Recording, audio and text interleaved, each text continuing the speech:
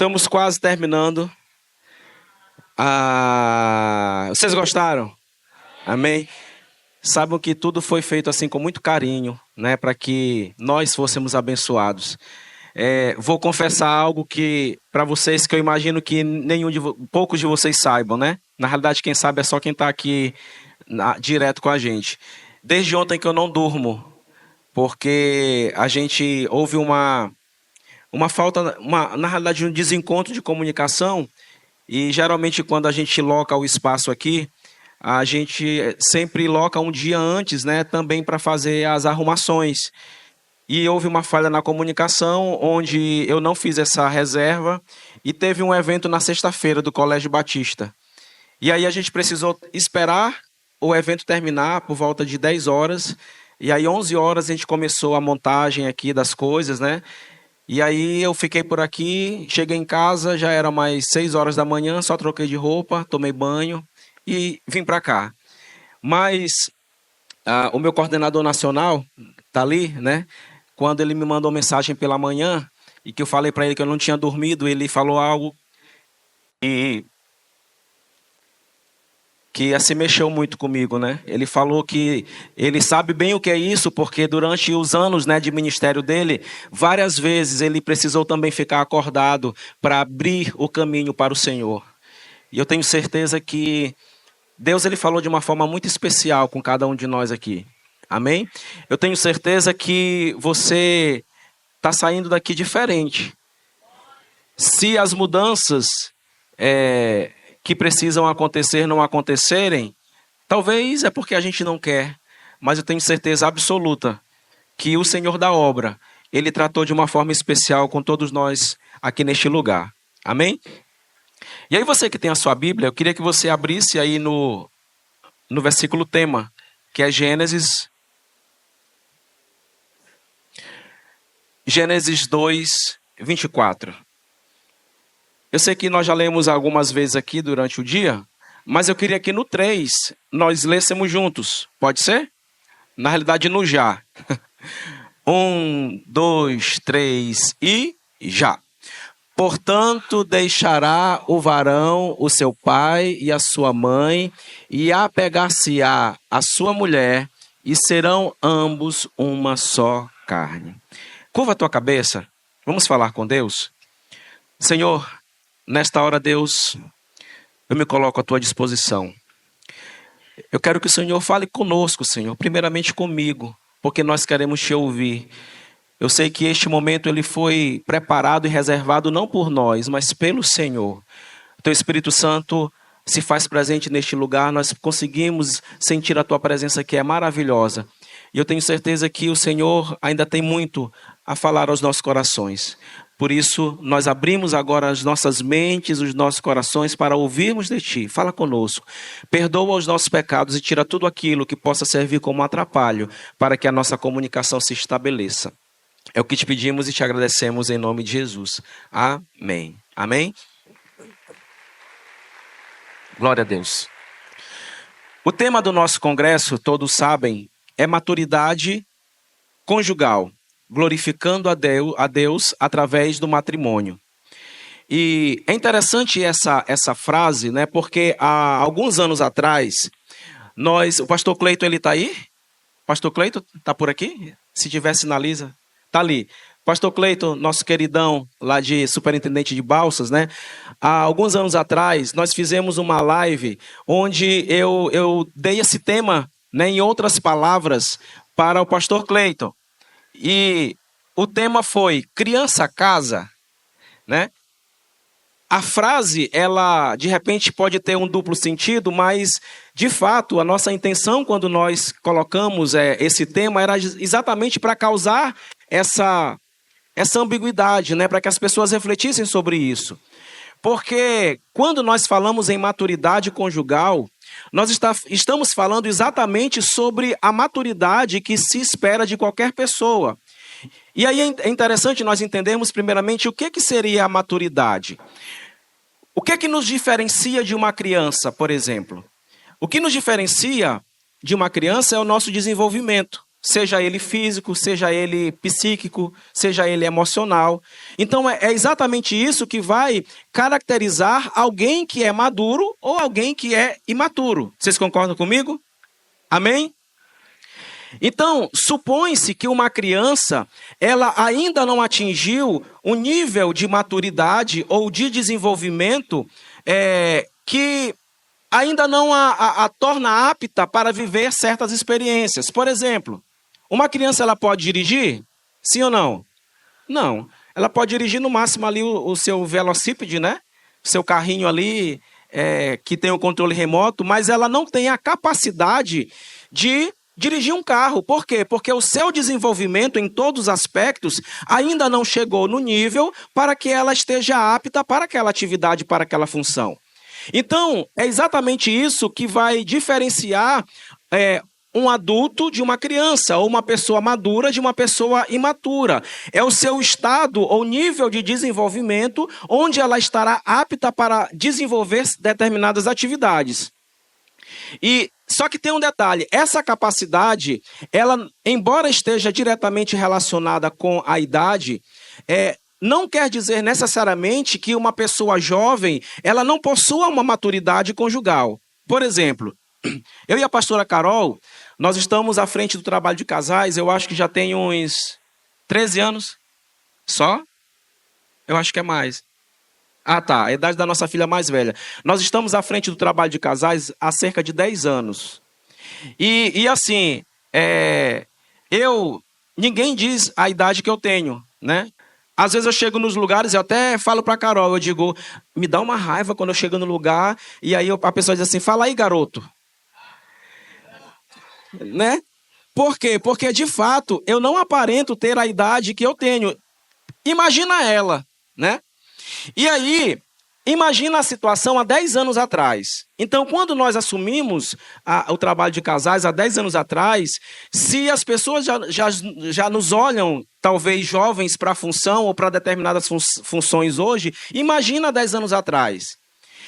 Só que com o passar do tempo, com a convivência, as pessoas elas começaram a entender e a perceber que, de fato, apesar da nossa pouca idade, nós nos permitimos vivenciar uma fase da nossa vida de uma forma amadurecida. Não sei se todos sabem, mas eu sou psicólogo. E enquanto psicólogo, eu lido diariamente com situações onde eu preciso ali conduzir as pessoas para que elas consigam administrar os seus conflitos. Então, não tem como a gente não aprender também com essa vivência. E ao longo da minha rotina, né, enquanto profissional, eu me deparo com muitas situações conflituosas, onde as pessoas trazem ali os seus conflitos, e muitos desses conflitos que as pessoas me trazem estão diretamente relacionados com a sua imaturidade. É uma pessoa, por exemplo, que ela já atingiu até uma certa idade. Por exemplo, é muito comum, hoje eu trabalho diretamente com idosos. Então é muito comum os idosos virem até mim trazendo as suas queixas e aí eles falam assim, porque eu tenho um filho que ele me dá muito trabalho. E aí eu sempre pergunto, qual a idade do filho? A idade do filho, que ainda mora com a mãe, é entre 40 e 50 anos de idade. Por incrível que pareça. E aí você percebe que a imaturidade ela acaba gerando uma consequência para a própria pessoa e também para as pessoas que estão à sua volta. Imagina a imaturidade dentro de um processo conjugal. Existem quatro níveis, né, de maturidade. Existe a maturidade física, que é o desenvolvimento do nosso corpo, que independe da nossa vontade. A gente querendo crescer ou não, vai acontecer. Alguns mais, outros menos, mas vai acontecer. Os nossos hormônios eles vão agir independente da nossa vontade, embora nós possamos também melhorar o processo. Porque nesse processo de desenvolvimento, a gente pode, por exemplo, fazer uma academia, a gente pode fazer uma atividade física, e isso vai nos ajudar nesse desenvolvimento. Existe o emocional, que está relacionado exatamente a respeito das nossas emoções, onde nós precisamos exprimir os nossos sentimentos e as nossas emoções de uma forma adequada. Eu, enquanto psicólogo, eu entendo que não é uma tarefa muito fácil. mesmo eu sendo psicólogo, dentro da minha rotina de vida, ainda existem situações na minha vida em que eu reconheço que eu preciso mudar, eu preciso melhorar. E eu reconheço também que muitas dessas mudanças que acontecem, que precisam acontecer em mim, elas estão diretamente vinculadas à minha história. Eu costumo sempre de fazer essa analogia. Quando eu vou explicar para alguém a respeito do que é personalidade, eu sempre faço uma comparação. Desenhem no ar aí uma árvore. No já. 1, 2, 3 já. Desenhem a árvore de vocês. Como é que vocês vão desenhar? Deixa eu ver. Certo. A árvore de vocês é igual à minha, né? Então, quando eu vou desenhar uma árvore, eu faço aqui o chão, faço a raiz, faço o tronco e faço aqui a copa da árvore. E aí, quando eu vou explicar sobre personalidade, eu gosto de fazer essa comparação para a compreensão ficar melhor. Então, vamos lá. A parte da raiz seria o nosso temperamento. O nosso temperamento é aquilo que já nasce com a gente e que a gente herda dos nossos familiares. Então, por exemplo, é muito comum, às vezes, a gente observa determinados comportamentos em uma criança de 3, 4 anos, né? Onde você percebe ali, e aí que ela tem um comportamento muito parecido, talvez com o pai, com uma mãe, e geralmente os familiares dizem assim: rapaz, tu é igualzinho teu pai, rapaz, tu é igualzinho tua mãe. Alguém já ouviu isso aqui? Sabe o que essa pessoa que te disse isso queria te dizer? Ela queria te dizer o seguinte: olha, esse comportamento que você está tendo, ele parece muito com o comportamento que o teu pai ou que tua mãe tinha ou tem, e que não é um comportamento legal. E aí, dentro da psicologia, existe algo que nós chamamos de insight. O que é insight? É trazer a consciência. Então, você já vivenciou a situação de você estar no shopping, você passa por... tá comprando lá, gastando, e aí você passa por uma pessoa, e aí essa pessoa, você olha para ela e aí diz assim: rapaz, eu conheço essa pessoa de algum lugar. Aí você fica naquele momento ali matando a cabeça de onde é, não lembra. A pessoa vai embora, você também vai para sua casa. 3 semanas depois, você está em casa, tomando banho, embaixo do teu chuveiro, aí vem aquele estalo. Ah, rapaz, aquela pessoa que eu vi 3 semanas atrás lá no shopping, trabalha lá no consultório onde eu fui. Você já vivenciou isso? Parecido? Isso nós chamamos em psicologia de insight. O que é um insight? É trazer a consciência. Uma informação à consciência. Por que o insight é importante? Porque quando nós trazemos para a nossa consciência uma informação que está aqui dentro de nós, nós temos a capacidade de modificar comportamento. Quando alguém me diz assim: rapaz, tu é igualzinho teu pai, ele está me dizendo exatamente isso que eu falei para vocês. Você está tendo um comportamento que não é legal, que lembra o teu pai. Então, quando essa informação ela chega para mim, para a minha consciência, eu tenho condição de, quando eu for repetir esse comportamento, eu dizer: peraí, não. Se ela me falou que está igualzinho o comportamento do meu pai, então eu não quero repetir esse comportamento. Então eu preciso, a partir de agora, começar a melhorar. E o temperamento, ele não modifica. Ele só é trabalhado. Aí a parte aqui do tronco seria a nossa personalidade. A personalidade, ela é construída com as nossas vivências, principalmente as nossas vivências familiares. Você talvez vai se identificar. Você já viu alguém que, quando o cobrador bate na porta, a pessoa diz assim para quem está em casa: diz que eu não estou. Alguém conhece alguém assim? Eu sei que não tem ninguém assim. Você só conhece. Então, uma criança, por exemplo, que convive nesse ambiente, onde todas as vezes em que o cobrador vai bater na porta da sua casa, ela ouve o pai ou a mãe dizendo: diz que eu não estou, ela vai aprender esse comportamento. E muito provavelmente ela vai repetir esse comportamento durante a sua vida. E aí, quando a gente junta aqui o temperamento, que é aquilo que nasce com a gente, com a nossa... Me ajudem aí. Não, a personalidade é o conjunto. Temperamento e caráter, perdão, é o caráter. Juntando o temperamento com o caráter, nós temos a nossa personalidade. E aí a grande dificuldade está em que nós precisamos entender que, embora todos nós tenhamos aqui as nossas limitações, as nossas dificuldades, e eu tenho certeza aqui que, por exemplo, nós temos homens que repetem comportamentos de seus pais. Talvez um comportamento agressivo. Quer ver uma coisa que muitos vão se identificar aqui? Talvez muitos homens aqui tenham dificuldade de externalizar o seu sentimento para a sua esposa. É ou não é verdade? Eu estou falando mentira? Sim ou não?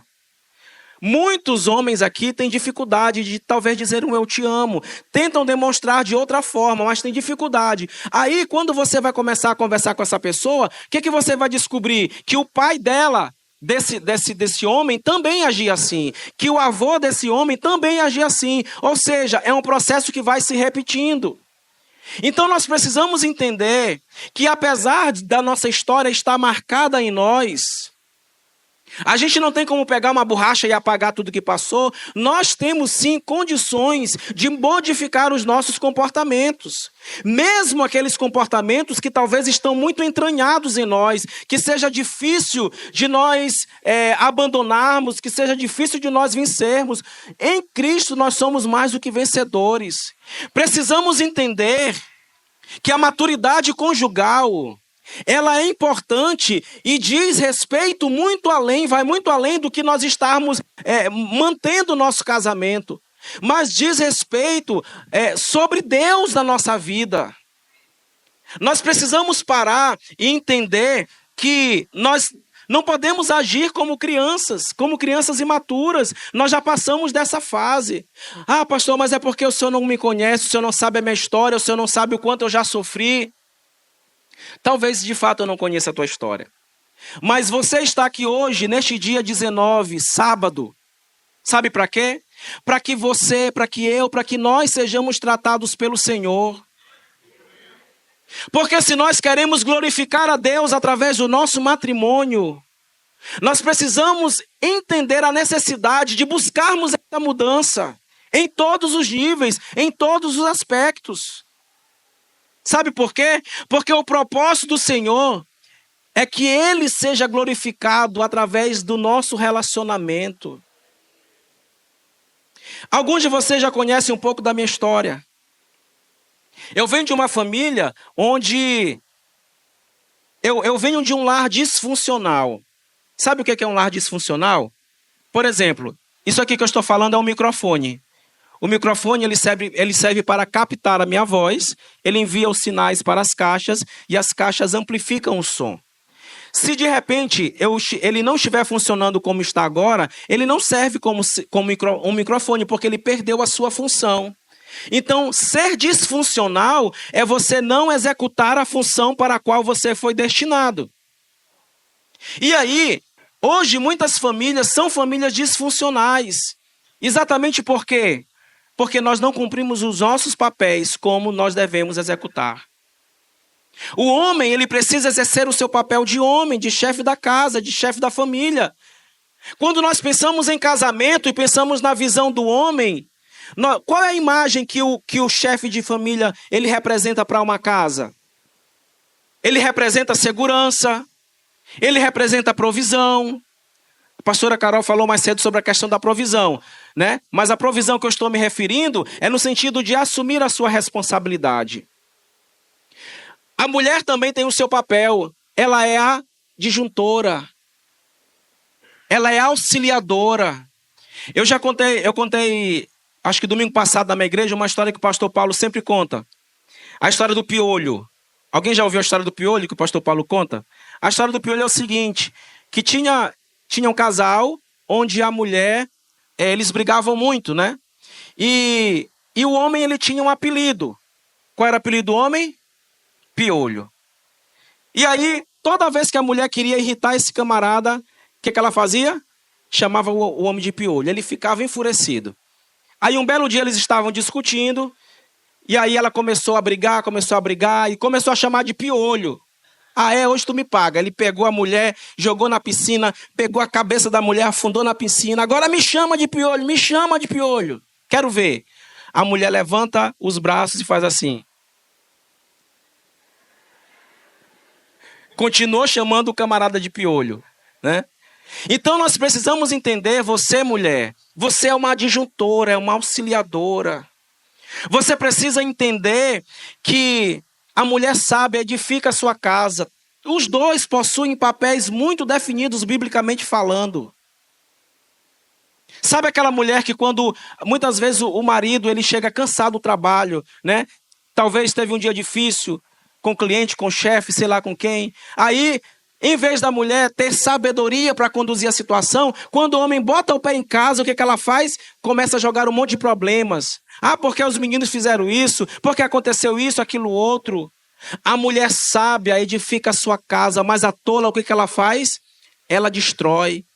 E aí, a gente acaba vivendo um ciclo vicioso dentro da igreja. Sabe como? Porque a gente acaba transferindo a nossa responsabilidade somente para Deus. A gente fica fazendo campanha após campanha. A gente fica clamando a Deus: Senhor, transforma minha casa, transforma minha família, faz o milagre acontecer. Mas a gente não quer mudar as nossas próprias atitudes. A gente continua sendo os mesmos grosseiros de sempre. A gente continua sendo os mesmos impacientes de sempre. Isso fala muito sobre nós. Eu vi um vídeo essa semana, talvez alguns de vocês tenham visto no Instagram. Um pai, ele estava ali com um filho, eu imagino de 3 anos, no máximo de idade. E aí a cena é que o pai, ele traz um carro, daqueles carros que a criança senta, né, e vai andando. E aí ele tapou os olhos do menino. Quando ele tira, o menino olha o carro e por algum motivo ele não gostou. E o menino ficou zangado, o menino de 3 anos. Aí sabe o que o pai faz? O pai pegou o carro, levantou o carro, eu acho que ele estava no shopping, subiu as escadas, foi lá em cima e jogou o carro. Jogou o carro de cima para baixo, porque o filho reagiu daquela forma. E aí, quando a gente vê uma cena dessa, a gente entende claramente o quanto uma família disfuncional, ela traz consequências não somente para a pessoa, mas para os outros. Porque muito provavelmente aquela criança agiu daquela forma porque o pai também age dessa forma. E ficou muito claro no vídeo. E aí a gente precisa entender que termos uma casa abençoada,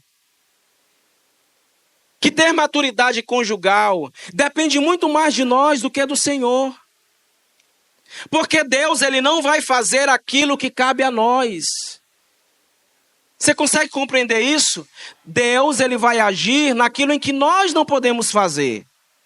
Então não adianta a gente ficar fazendo campanha em cima de campanha na igreja, pedindo para que Deus venha abençoar, se a gente não está disposto a mudar as nossas atitudes, se a gente não está disposto a deixar de ser disfuncional, se a gente não está disposto a assumir os nossos papéis, assumir as nossas responsabilidades.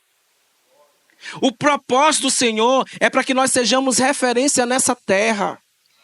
As pessoas precisam olhar para nós, os nossos vizinhos, os nossos parentes precisam olhar para nós e precisam identificar o nosso Deus em nós. Isso não tem nada a ver com perfeição. Isso tem a ver com ser luz, com ser sal nesta terra. E a gente aprende. Quando a gente de fato se coloca à disposição do Senhor, a gente aprende. Eu venho de uma família disfuncional. Sabe o que o meu pai fazia quando ele discutia com a minha mãe? Ele ia ou para a porta da rua, ou para o fundo do quintal. E gritava, ficava gritando para todo mundo ouvir. Existe um termo em psicologia que nós chamamos de ressignificação. O que é ressignificar? É a gente dar um novo sentido para uma dor. Quem aqui não tem uma história triste para contar? Quem aqui não tem uma dor? Quem aqui não tem uma luta? Quem aqui não tem uma dificuldade? Mas a grande questão não é sobre ter uma dúvida, uma dor, uma luta. É a forma como nós lidamos com isso. Eu venho de uma família disfuncional, onde eu vivi muitas coisas. Mas chegou um momento da minha vida em que eu entendi que a história dos meus pais foi a história dos meus pais. A minha história seria a minha história. E se eu quisesse, ela seria escrita de uma forma diferente. Quando eu e minha esposa a gente se desentende, porque a gente se desentende. Se vocês não sabiam, saibam que a gente também é humano. Quando a gente se desentende, a gente espera para a gente conversar no nosso quarto quando as nossas filhas estão dormindo. Era isso que meu pai fazia? Era isso que meu pai fazia? Não. Você entende que depende muito mais de nós do que de Deus? É apenas uma questão de tomada de decisão.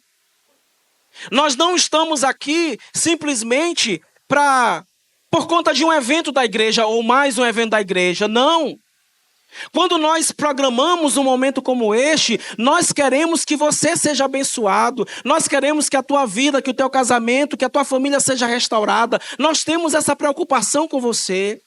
Tudo aquilo que você recebe aqui, quando nós sairmos por aquela porta, isso precisa ficar guardado, porque a fé vem pelo ouvir. Em algum momento você vai ser confrontado a respeito das tuas atitudes, das tuas decisões. Você vai lembrar de tudo que você ouviu aqui. O Espírito Santo vai começar a te incomodar para que você mude as suas práticas, para que você mude a sua postura, para que você mude a pessoa ruim que talvez você esteja sendo.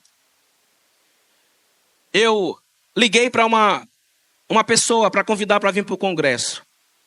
Porque a esposa dele tinha comentado comigo, eu queria tanto que ele fosse, mas ele não quer, ele é difícil.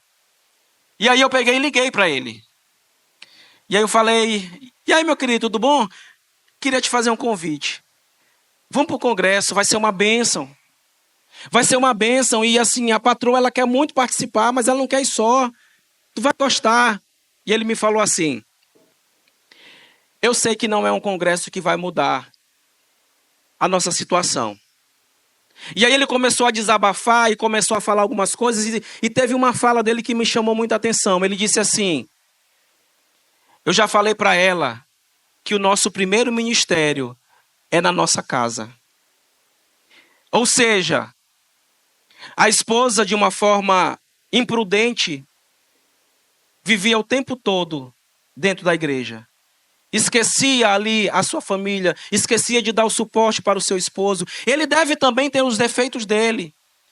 Mas muitas vezes nós precisamos entender e sermos maduros o suficientes para entendermos quando estamos errados. A minha esposa, de vez em quando, ela me chama a atenção. Eu gosto? Não. Ela chega e reclama. Poxa bem, dá para tu lavar a louça? Dá para tu passar uma vassoura na casa? Dá para tu ajudar? E eu vou falar uma coisa, gente. Mulher é um bicho que não existe. Bicho no bom sentido. Mulher é guerreira. Mulher é mãe. Mulher é profissional. Mulher, sabe, ela pode fazer o que for fora de casa, mas a jornada é dupla, porque quando ela chega em casa, ela vai cuidar de menino, ela vai lavar a louça, ela vai varrer casa, ela vai fazer o que precisar fazer. Mas a gente não é assim. E várias vezes a minha esposa já reclamou de mim. Poxa bem, dá para tu ajudar, dá para tu fazer isso, eu estou cansada. Naquele momento eu confesso para vocês que eu não gosto. Quem é que gosta de receber reclamação? Eu não gosto. Mas eu entendo que é necessário. Eu entendo que eu estou errado. Eu entendo que eu não quero que a minha casa, o meu lar, aconteça da mesma forma que acontecia na minha casa com os meus pais. Eu não quero. E aí, quando eu entendo isso, eu entendo a necessidade de eu fazer a minha parte. Você compreende quando eu falei lá na frente que a maturidade ela está relacionada exatamente a vivermos as coisas no tempo certo? Tem esposo que, mesmo depois de casado, quer continuar tendo vida de solteiro. Tem o dia sagrado da bola. Terça-feira, quarta-feira. Ó, já estão se manifestando aí.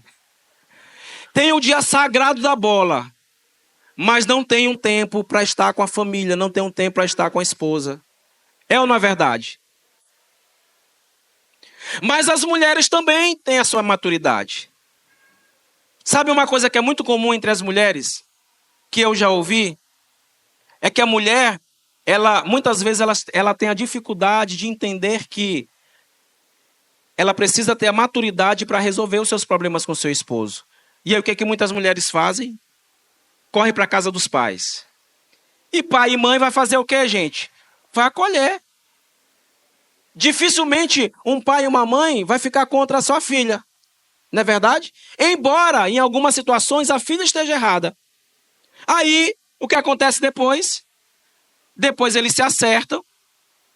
E aí quem é que fica na mal? Os pais que foram envolvidos na situação.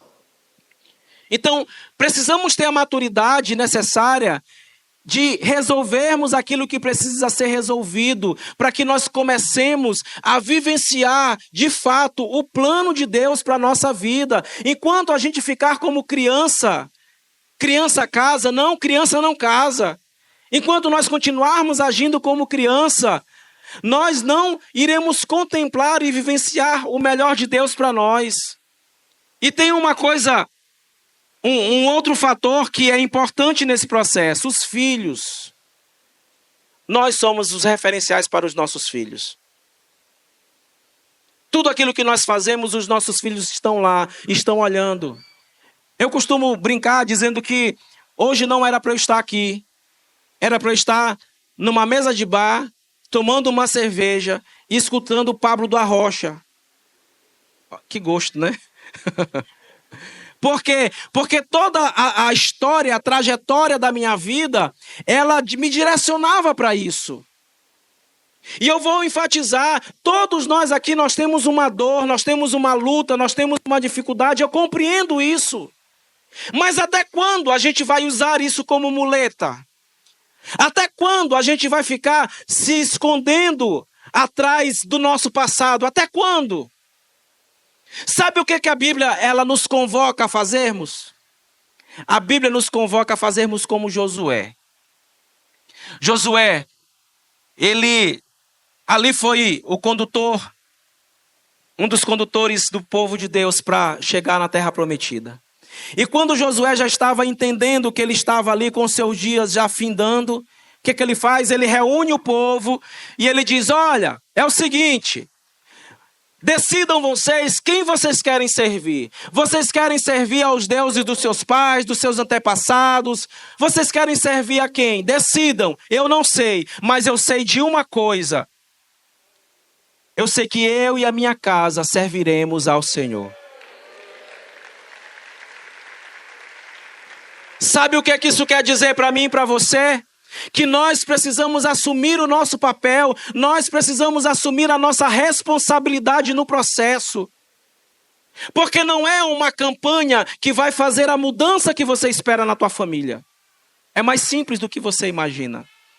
Está nas tuas mãos. É mudando um comportamento agressivo. É sendo mais paciente. Eu falava domingo na minha igreja, que eu vi também outro vídeo, onde o vídeo era a seguinte situação. Uma cena onde tinha um pai e um menino, acho que um menino de 5, 6 anos. E aí o menino derramou uma bebida ali do copo na mesa. E a primeira cena, ele vinha e brigava com o menino, como geralmente nós fazemos, né? Quando os nossos filhos eles cometem esse deslize, derrubam alguma coisa. E aí muitos, inclusive, começam a amaldiçoar. Menino, tu é lerdo. Tu é isso, tu é aquilo, né? E a reflexão do vídeo era o seguinte: nós precisamos agir com as pessoas da nossa casa como nós agiríamos com pessoas que não são da nossa casa. Porque eu pergunto para você, se for uma visita na tua casa e de repente o filho do teu amigo derruba ali uma bebida da mesa, você vai virar para ele e vai dizer: menino, mas tu é lerdo, tu é burro. É assim que a gente vai fazer? Não. Como é que a gente vai fazer? Ô, meu filho, não, tudo bem. Acontece, não se preocupa. Vai pegar o pano, vai limpar, não é assim que a gente faz. E por que as pessoas de casa a gente trata mal? Por quê? Você percebe, você compreende que ter maturidade conjugal é muito, muito mais simples do que uma atitude espiritual? É uma atitude na prática.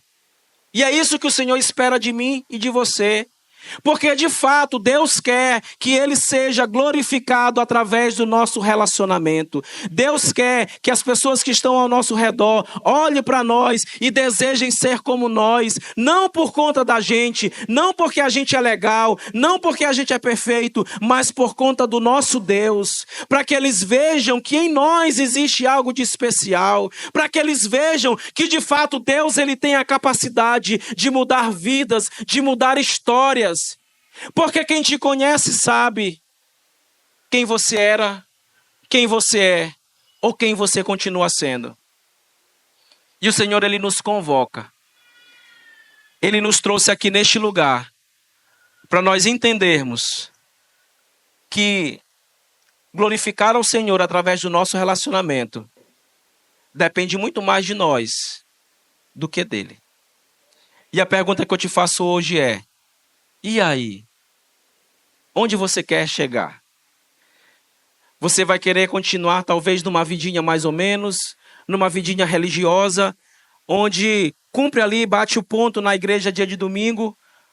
Ou de fato você vai querer viver a plenitude de Deus na tua vida? E eu vou falar para vocês, nós conseguimos vivenciar isso na nossa casa. E eu não estou falando aqui em perfeição, porque nós temos muitos defeitos, eu e minha esposa. Mas uma coisa nós temos, nós queremos que a nossa casa, a nossa família, ela seja abençoada pelo Senhor. E todos os dias, nós conduzimos a nossa família. Mais cedo ela falou que na nossa casa tem muito diálogo com as nossas filhas. Há algumas semanas atrás, nós fomos convocados para uma DR. As nossas filhas nos chamaram no quarto. Uma tem 8, a outra tem 11. E elas disseram: pai, mãe, a gente quer conversar com vocês. E eu, meu Deus, o que será? E a gente foi, né? E elas começaram a falar: pai, mãe, a gente queria pedir que vocês tivessem um pouquinho mais de tempo para a gente. A gente queria que vocês brincassem um pouco mais com a gente. A gente entende que vocês têm a vida ocupada, vocês fazem de tudo para dar o melhor para a gente, mas a gente queria um pouquinho mais de vocês. E eu vendo aquela cena, cara, que massa! Glória a Deus! As minhas filhas, elas têm aquilo que eu não tive. Porque lá na minha casa, eu venho de um espaço, de um ambiente onde eu não tinha esse espaço. Ai de mim, se eu de repente fosse falar alguma coisa para o meu pai. Ai de mim. E hoje nós construímos a nossa família exatamente baseada em princípios e valores nos quais nós acreditamos na palavra de Deus. E é isso que faz a diferença na nossa vida. Não é porque a gente é legal, não é porque a gente é bonzinho, não tem nada disso. Porque nós temos muitos defeitos, mas o Senhor, Ele consegue nos aperfeiçoar. O Senhor, Ele consegue nos moldar. O Senhor, Ele consegue transformar as nossas vidas para que a gente construa uma história diferente e para que a gente consiga glorificar o Seu nome através do nosso relacionamento. É o Senhor. Se o Senhor não estiver conosco, em vão vigia a sentinela. Se o Senhor não fizer parte da nossa casa, da nossa rotina, em vão vai ser todo o esforço que nós estamos fazendo. A pastora Carol falou na mensagem dela que na pandemia nós passamos, como todo mundo, por momentos difíceis, porque nós somos autônomos. E como ela já contou aqui, as pessoas, entendendo a situação, nos abençoavam sem ter atendimento. Você tem noção do que é isso? Um aluno do céu ou alguém que você presta serviço te pagar por algo que você não está fazendo? Isso é Deus, gente. E o Senhor não nos deixou, faltou nada, nem lá e nem aqui. Todas as nossas necessidades foram supridas, tudo no seu tempo. Porque esse Deus que nós servimos, Ele é o Deus que faz, Ele é o Deus de promessas, e Ele é o Deus que está disposto a nos abençoar, mas depende de nós, depende de mim e de você. Se você não permitir que o Senhor modifique a tua história, você vai vivenciar o resto da tua vida lamentando e não vai desfrutar aquilo que Deus tem reservado para ti. A gente é tão cabeça dura. Eu falei no início sobre insight, eu falei sobre a nossa história. Todos nós aqui temos uma dor. A gente vem talvez de famílias disfuncionais, mas a proposta do Senhor é que Ele quer escrever uma nova história para mim e para você. Você quer? Então fica de pé em nome de Jesus.